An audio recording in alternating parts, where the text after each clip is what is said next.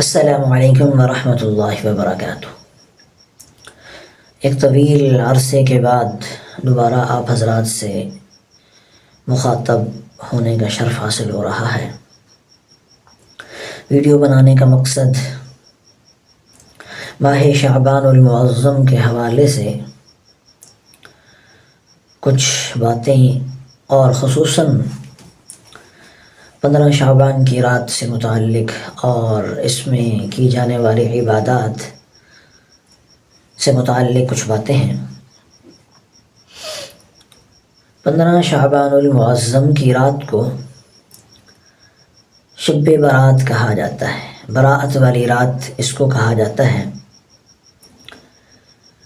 17 مختلف صحابہ کرام سے یا بعض حضرات فرماتے ہیں کہ 10 صحابہ کرام سے اس کے بارے میں روایات نقل کی گئی ہیں۔ شب برات کے بارے میں 10 صحابہ سے یا 17 صحابہ سے روایات نقل کی گئی ہیں، اگرچہ وہ روایات ضعیف ہیں،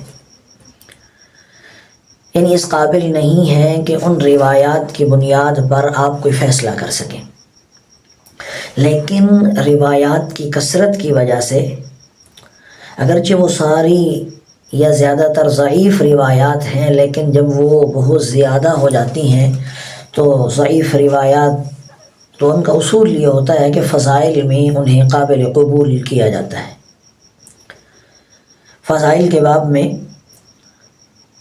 ان 17 روایات کو قابل قبول کیا گیا ہے، تو ان روایات کی روشنی میں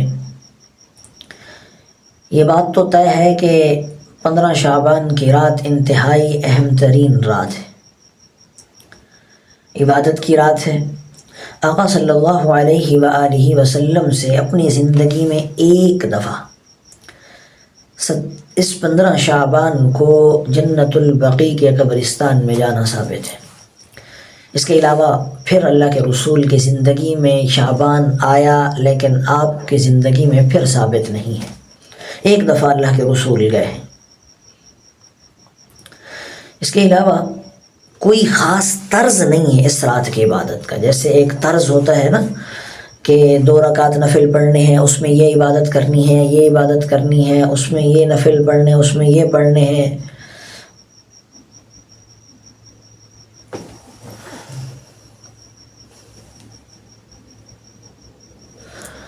تو وہ نہیں ہے، اس رات میں وہ نہیں ہے۔ کوئی مخصوص نہیں ہے کہ 2 رکعت نفل پڑھیں تو اس میں یہ والی صورتیں پڑھیں، یہ والی صورتیں اتنی دفعہ پڑھیں، اتنی قرات کریں، اتنا رکوع کریں، کوئی مخصوص نہیں ہے، کوئی متعین نہیں ہے، اپنی مرضی کے ساتھ آپ عبادت کر سکتے ہیں۔ ہاں یہ رات قیمتی ہے، تو اس رات کو ایسے عام اور سطحی چیزوں میں ضائع نہیں کرنا چاہیے، خاص طور پر جراغاں کرنا، کھانے پکانا اور جلسے کرنا، جلوس کرنا اور الا بلا جو بھی ہے وہ کوئی بھی شرعاً ثابت نہیں ہے۔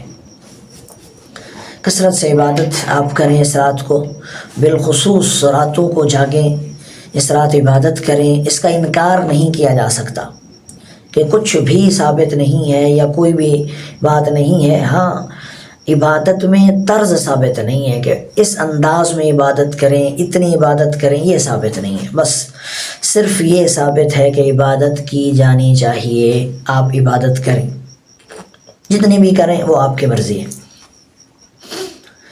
اس کے بعد اگلے دن کا روزہ ہے، 15 شعبان کا روزہ۔ عام طور پر لوگ یہ سمجھتے ہیں کہ اس دن کا روزہ بڑے ثواب کی بات ہے اور رکھنا چاہیے۔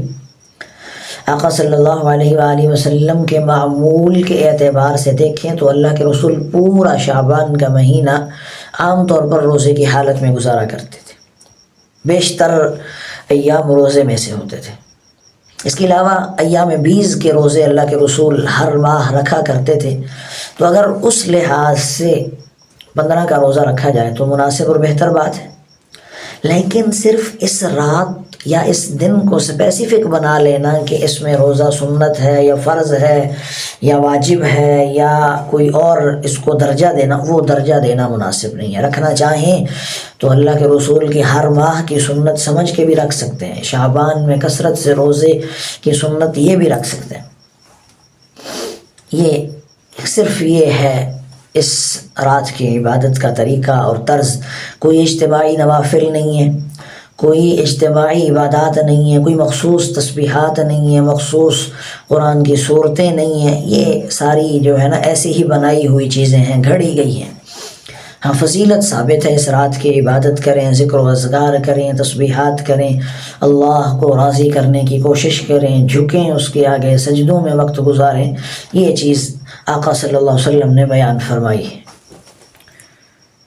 اللہ تعالی ہمیں بھی ان باتوں پہ عمل کی توفیق عطا فرمائے۔ جزاک اللہ خیر و احسن الجزا۔